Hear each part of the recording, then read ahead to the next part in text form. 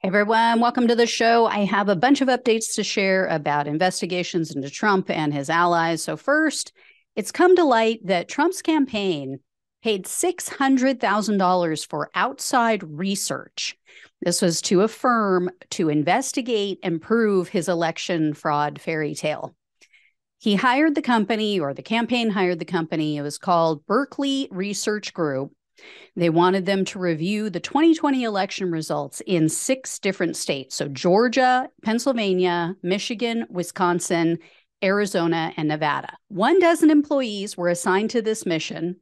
And a person with knowledge of this research said, quote, "They looked at everything: change of addresses, illegal immigrants, ballot harvesting, people voting twice, machines being tampered with, ballots that were sent to vacant addresses that were returned and voted, literally anything you could think of. Voter turnout anomalies, date of birth anomalies, whether dead people voted, if there was anything under the sun that could be thought of, they looked into it." But according to the research team, they didn't find any evidence of any kind of pervasive fraud or issues significant enough that would have changed the outcome of the election. And in fact, the person who has this knowledge of the research said, quote, "Just like any election, there were always errors, omissions, and irregularities. It was nowhere close enough to what they wanted to prove, and it actually went in both directions." And the researchers then presented their findings to Trump, also Mark Meadows. There were other people. This was on a conference call in December of 2020. And sources say that the call grew contentious because they didn't like what they were hearing. So it seems that this research must have been buried and they never discussed it, because this is the first that anyone's hearing of it. So this is how many people now? How many people who investigated so-called election fraud and told Trump, including his own Attorney General, Bill Barr, told him that he lost fair and square. Yet the giant man baby refused to admit that he lost. And then he went out and he wound up his little toy soldiers with his lies. And then he pointed them in the direction of the Capitol. So this is some damning evidence. And if I was a January 6th defendant, I'd be pretty pissed right now. So next up is the Georgia investigation into his attempted coup. As I previously mentioned, the Georgia district attorney doesn't want the special grand jury report to be released because she's still considering charges.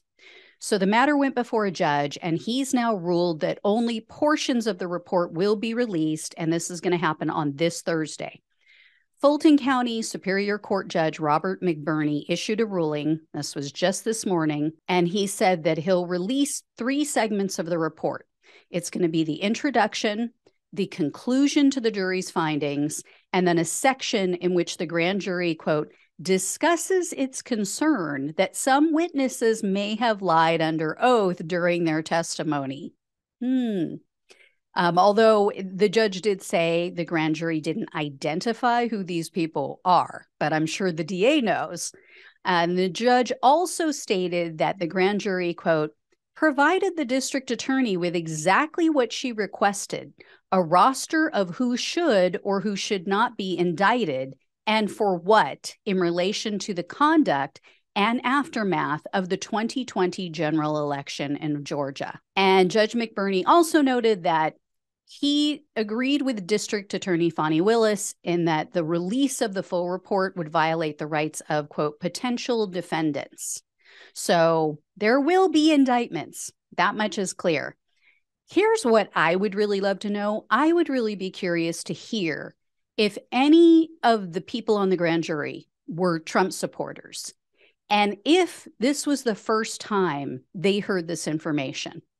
Because you know that faux, quote unquote, news channel and all of the other right-wing propaganda channels, they don't ever talk about that recorded call with Georgia's Secretary of State, where Trump was asking them to find the exact number of votes that he needed to win.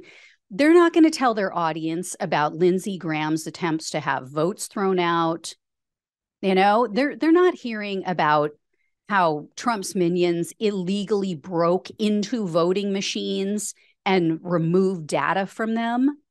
So I think it would be fascinating to hear their thoughts after potentially learning some of this information for the first time. There's also been some new activity in the classified document investigation. As I'm sure you guys are all aware, there were more documents found in numerous homes owned by President Joe Biden.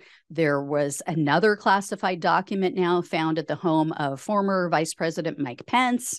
So for a while, it was looking like Trump might get a pass because it seems like everybody's taking home classified material, right? She's on my birthday today, too. But the calculus has now changed in this last week, because it was revealed that not only did Trump have more documents at Mar-a-Lago, more just recently, but one of his aides copied some of the documents and put those copies on a thumb drive and on a laptop. So these new findings came about in December of 2022 and January of 2023. And depending on who told the aide to copy those items, it could add to the case against Trump. In regard to the defamation case brought by E. Jean Carroll, she's the woman who alleges that Trump raped her. Trump is now, after 3 years of her requests, he is now offering to provide his DNA.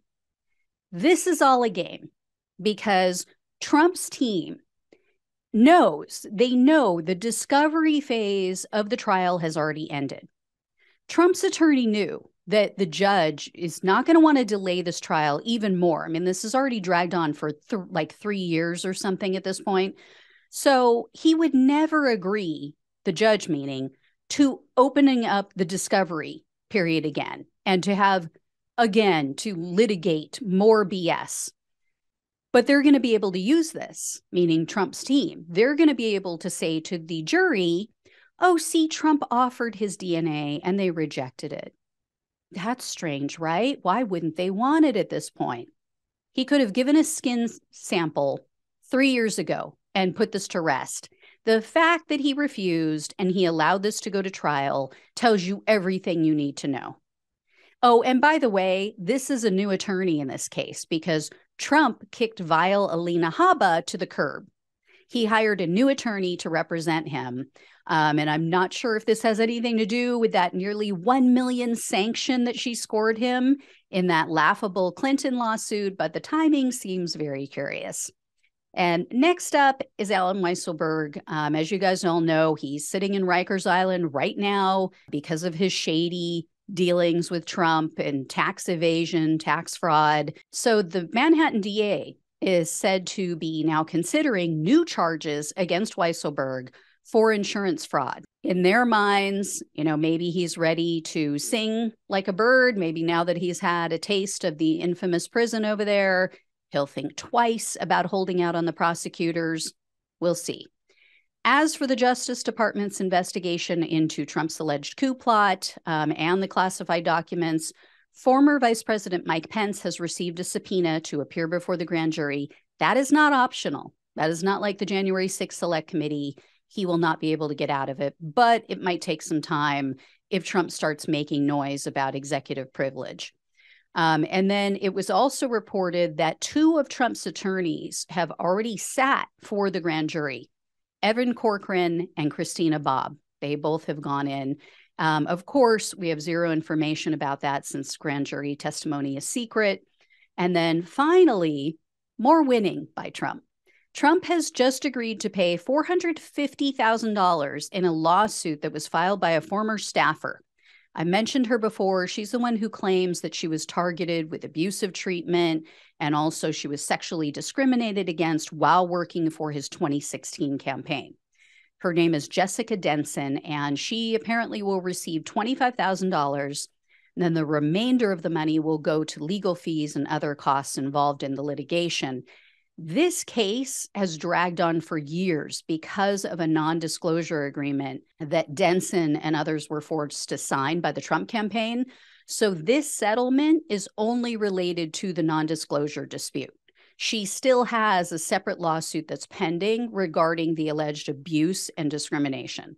So we'll see where that goes. As always, guys, I will keep you posted on all of this and let you know if anything new comes up. Thank you so much for watching and listening. Please like, share, and subscribe, especially I'm so close, like less than 80 people away from 10,000 subscribers. If you can help me get there before Valentine's Day, I would so appreciate it. It would be the best Valentine's Day gift ever. Love you guys. Take care, and I'll talk with you soon.